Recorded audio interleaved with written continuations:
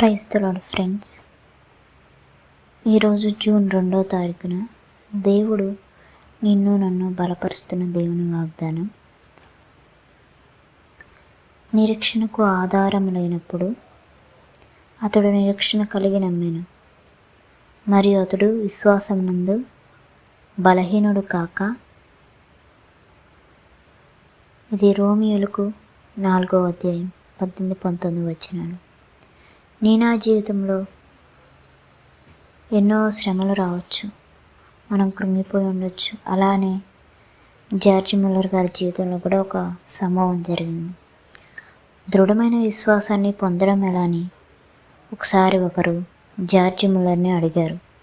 అతడు ఇచ్చిన సమాధానం మర్చిపోలేనిది. దృఢమైన విశ్వాసాన్ని నేర్చుకోవడానికి ఏకైక మార్గం గొప్ప శ్రమలను అనుభవించడమే. ఆ విశ్వాస యోధుడు జవాబు చెప్పాడు, భరించరాని శోధనలో స్థిరంగా నిలబడడం ద్వారానే నేను నా విశ్వాసాన్ని నేర్చుకున్నాను. ఇది నిజం. అన్ని ఆశలు విఫలమైనప్పుడే కదా దేవుని మీద నమ్మకం ఉంచే సమయం వచ్చేది. ఇప్పటి ఈ అవకాశం ఎంత మంచిదో నీవు గ్రహించడం లేదు. ప్రస్తుతం నువ్వు గనక ఘోరమైన విపత్తులో ఉన్నట్టయితే అతి శక్తివంతమైన విశ్వాసం నీకు అతి దగ్గరగా ఉంది. నువ్వు సమ్మతిస్తే ఆ సమయంలోనే తన సింహాసనం మీద నీకెన్నడూ లేనంత అధికారం నీకు దక్కే పద్ధతిని దేవుడు నీకు బోధిస్తాడు.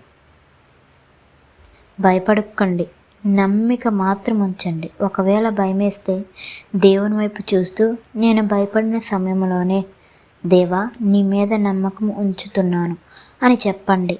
వేదనల బడిలో మీరు నేర్చుకున్న విశ్వాసం కోసం దేవుడికి కృతజ్ఞతాస్తుతులు చెబుతారు.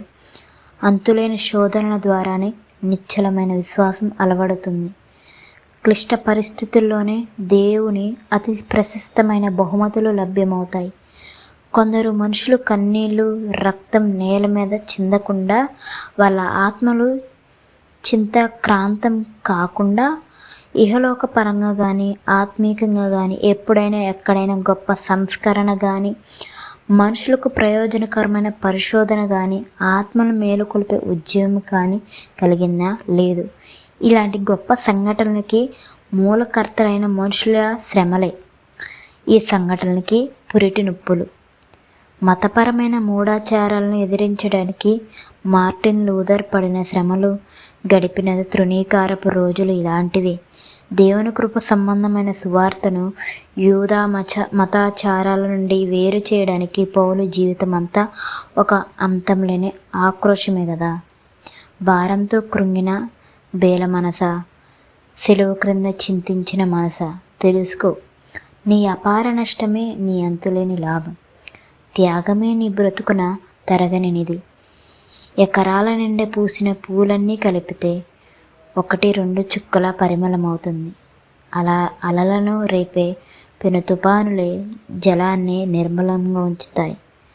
మధ్యాహ్నపు టెండటలో కాదు, వర్షం కురిసే వెలిసినప్పుడే నీలాకాశంలో 7 రంగుల సొంపు వంపుగా విరిసి మెరుస్తుంది.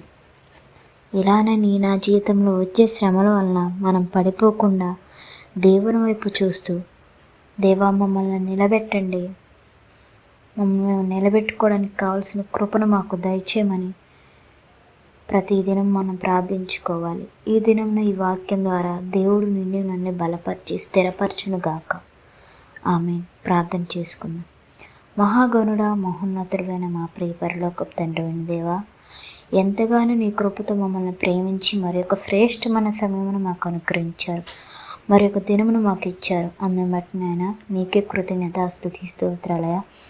ఇట్టి దినమున నాయన ఇదిగో తనైనా జూన్ 2వ తారీఖున ఉదయకాల సమయంలో నాయన మేము కలిసి నిన్ను చేరుకోవడానికి ఈ ప్రార్థన ద్వారా అయా ఇదిగో తనైనా ఈరోజు మీరు మాతో మాట్లాడుతున్న వాక్యం ద్వారా నీకే కృతజ్ఞతా స్తోత్రాలయ. నిరీక్షణకు ఆధారం లేనప్పుడు అతడు నిరీక్షణ కలిగి నమ్మెను, మరియు అతడు విశ్వాసం నందు బలహీనుడు కాక ఎలా అయితే బలము పొందుకున్నాడు.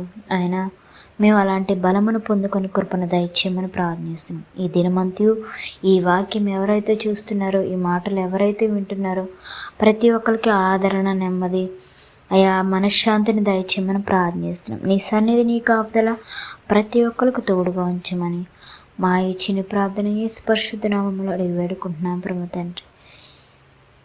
ఈ వీడియో నచ్చితే కనుక లైక్ చేయండి, షేర్ చేయండి ఫ్రెండ్స్. ఇలాంటి